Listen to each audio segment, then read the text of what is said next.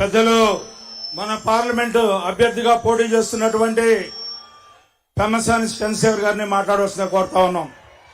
Thank you.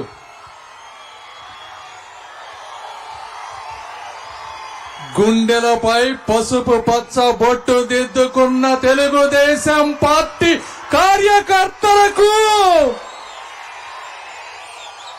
తిరుగుబాటునే ఆయుధంగా ధరించిన జన సైనికులకు, కథన రంగంలోకి దూకిన కమల దళాధిపతులకు, ఆంధ్ర ప్యారిస్ కి మొట్టమొదటిసారిగా అభివృద్ధి చూపించినటువంటి నాదెండ్ల మనోహర్ గారికి, తెలుగు జాతి కీర్తి కిరీటంలో మకుటం లేని మహర్షి, 4 పదుల రాజకీయ ప్రస్థానంలో అలుపెరగని రాజర్షి,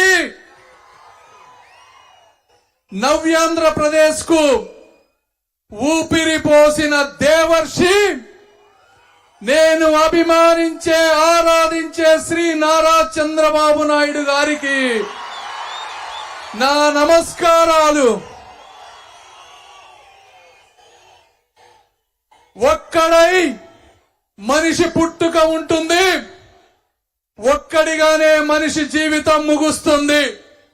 అయితే ఒక్కడిగా బతకటం మనం చేసుకునేటువంటి కర్మ.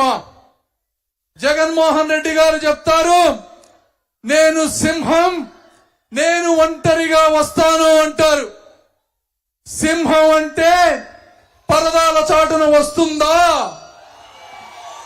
సింహం అంటే పోలీసుల అండతో వస్తుందా?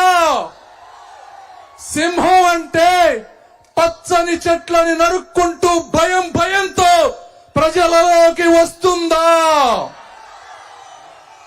సింహం అంటే ఇలా వస్తుంది బ్రదర్.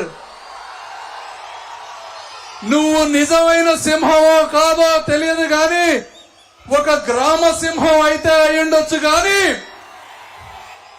ఒక్కటి మాత్రం వాస్తవం. అది ఏమిటి అంటే, నువ్వు ఒంటరి జీవివి.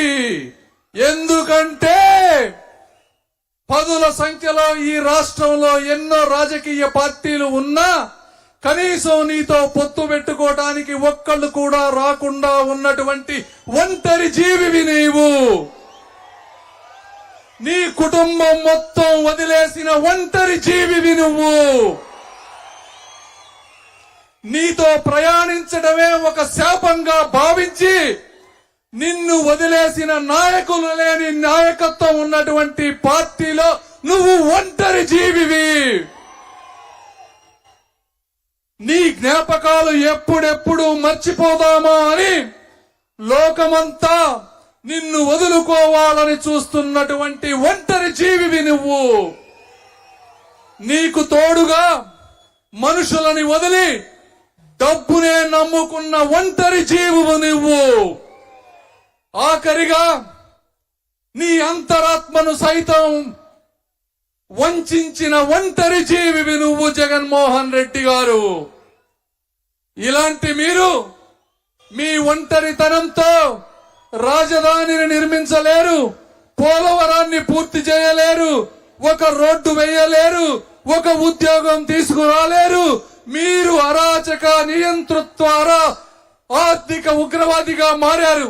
మీలాంటి వ్యక్తులని రాజకీయ ముఖ చిత్రం నుంచి శాశ్వతంగా సమాధి చెయ్యాలని తెలుగుదేశం పార్టీ కార్యకర్తలను జనసేనకి, అసెంబ్లీకి, పార్లమెంటుకు తెలుగుదేశం పార్టీకి ఓటు వేయాలని, అదేవిధంగా ఈరోజు పవన్ కళ్యాణ్ గారు దశాబ్దాలుగా జరుగుతున్నటువంటి వర్గ వైషమ్యాలని కలిపి అన్నదమ్ములుగా మార్చి సమాజాన్ని ముందుకు తీసుకువెళ్లాలనుకున్నటువంటి గొప్ప సందేశాన్ని మనం తూచా తప్పకుండా పాటిస్తూ అందరం కలిసికట్టుగా జనసేన, టీడీపీ అభ్యర్థులను గెలిపించాలని కోరుకుంటూ ఈ అశేష ప్రజానీకానికి హృదయపూర్వక కృతజ్ఞతలు తెలుపుకుంటూ సెలవు తీసుకుంటున్నాను.